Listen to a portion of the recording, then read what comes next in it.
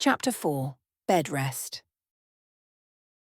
As the disorientation of blindness quickly set in, Takuma was filled with both anger and panic.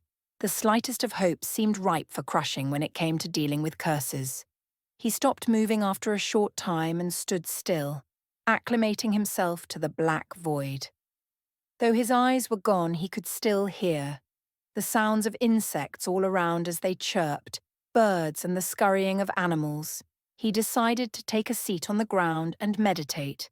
After a few moments to calm down, he realized this would probably pass soon as well. It would be another 10 minutes before he regained his sight once more, and during that time, he decided which action to take next. Preparation for the journey ahead. Once he was able, Takuma decided to examine his world map for any nearby towns or cities. The closest one was far to the east, but he had no way of judging the distance, which meant he had to prepare for anything. Stuck in the wilderness with no food or water just after midday could be the beginning of the end. He'd only been in this world presumably for 6 to 8 hours. He'd nearly died twice, and been crippled just as many times. He had to balance the scales somehow. To this end, he decided to first estimate the distance between his current location and his destination. He did this by marking the map with a waypoint from his current spot. The map itself was completely basic, save for key locations and landmarks which Takuma assumed were well-known points to the world at large.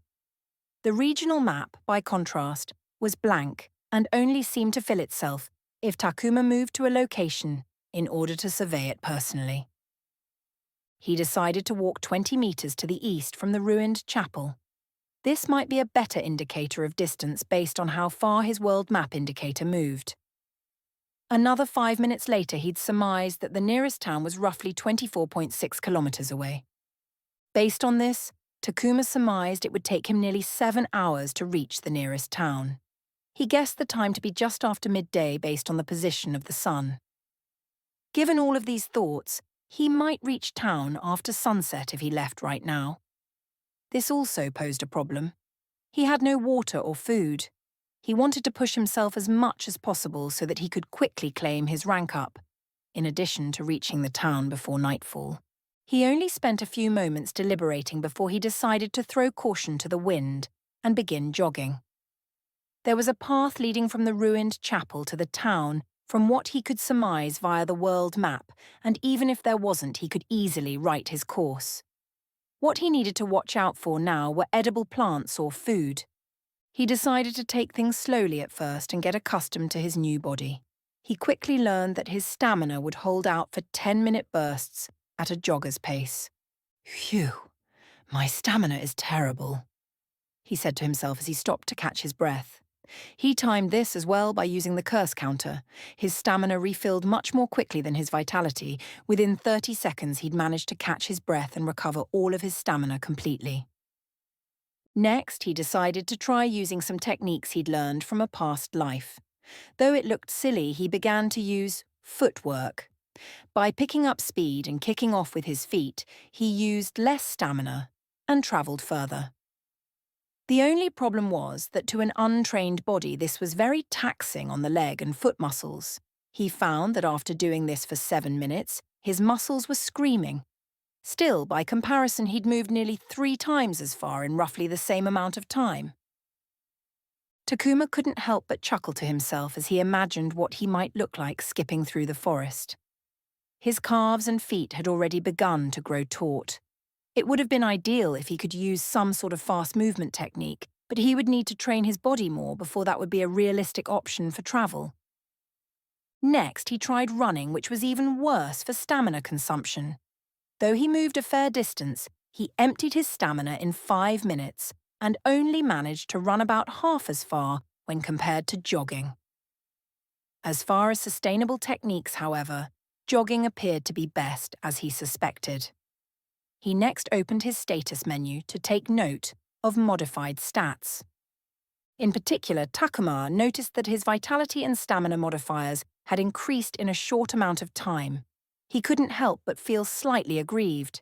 He'd spent a lot of time cultivating physical strength through all of his past reincarnations, and usually the weaker someone was, the more quickly they could grow. Which meant dash. I'm seriously weak. This is embarrassing, he whispered to himself. Vitality, 82%. Mana, 6%. Stamina, 96%.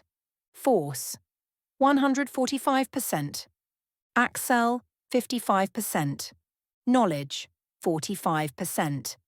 These were his new modifier stats after almost an hour of activity. During that time, his current curse, Blight Carousel, also flared up 2 more times. Fortunately, the effects weren't so terrible. He developed a migraine and nausea, which caused him a severe case of the dry heaves. Each time, the sensations would last around 5 to 10 minutes depending on the ailment. He shuddered to think just how severe these effects would be without the protection of his Meister's constitution. Through it all, he continued to walk, and along the way took note of his surroundings.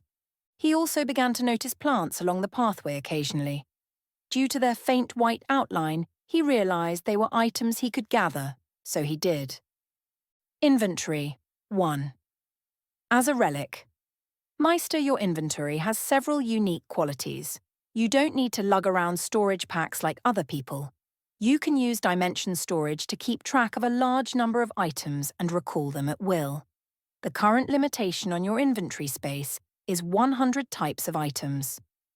This was the alert that appeared after having picked up his first herb.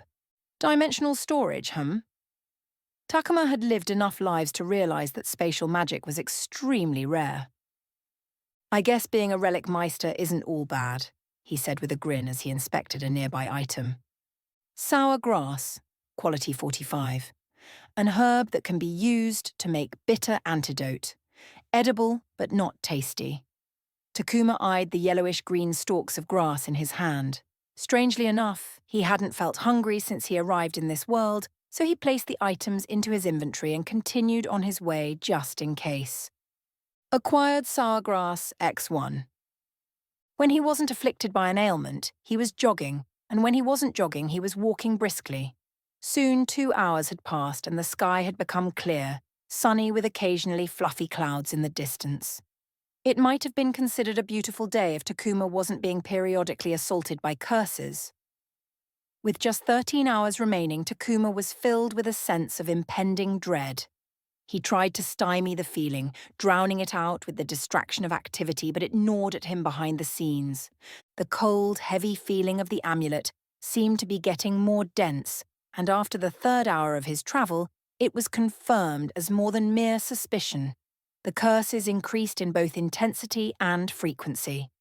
If there was a single silver lining in the situation, it was that the curses remained the same, so far. Splitting headaches, random bouts of blindness which forced Takuma to a standstill, crippling pain in his chest, nausea.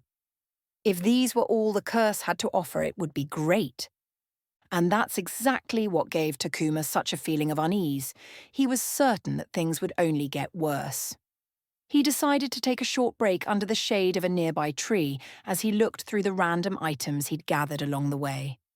For every new thing Takuma learned, it seemed that his knowledge percentage would rise 2%.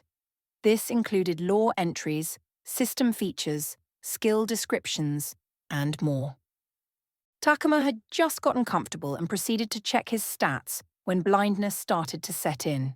He was surprised to learn that he could still recognize his system interface, view his menus, and even interact with items in this state. The more he thought about it, the more it made sense. After all, how would one use a restorative if they couldn't see what they were doing? Following this line of logic, Takuma opened his world map and realized that he could use his location indicator to travel while he was blinded. He decided to chance it. It should be okay for walking, and though he might miss some items along the way, it was much more important to reach the town as soon as possible. Takuma had to admit that walking without sight was a strange experience. Everything seemed more intense, the sound of his breath, his heartbeat. At one point he felt he could hear air currents on the breeze. If only all of his ailments were this tranquil. His latest bout with blindness lasted about 20 minutes by his count, much longer than before. He'd managed to make it halfway to his destination in just about 4 hours, and he desperately wanted to pick up the pace. Though he didn't really have any evidence that nightfall would bring danger, he felt like it was a given in any wild environ. He decided to trust his gut and opted for a slower but sustained jogging pace. This way he could constantly move, and for longer periods. He managed to catch his stride, uninterrupted for half an hour until a crippling sensation flared up in his body. "Ugh!" he grunted as he clutched his chest and fell forward on his face instantly. He soon found himself on the ground, writhing in pain as he coughed and spurted up blood. He could see his vitality bar quickly depleting as he struggled to get to his feet. No way! He grunted groggily as he got to his feet, wiping the blood from his mouth with the back of his right hand. Thankfully, the duration of those internal attacks had not increased, but the intensity of the damage had become almost unbearable. He glanced at his vitality bar and realized 1/3 of his health had disappeared. While this wasn't a huge cause for concern now, Takuma couldn't help but think of the eventuality. It took him about an hour to completely regenerate his vitality if he was uninterrupted, with slightly more than 30% of his health gone in one stroke and several hours to go during this curse duration.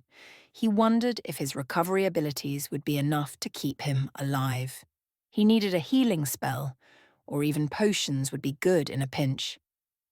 Undaunted, he continued to jog as best he could, given the weariness and mental fatigue he was now suffering. He absolutely needed to make good time, and not a second could be wasted. Soon time began to lose all perception for Takuma as the mental burden of the amulet began to dull his resolve. At times he lost his sense of purpose as well. Why was he running? Where was he even going?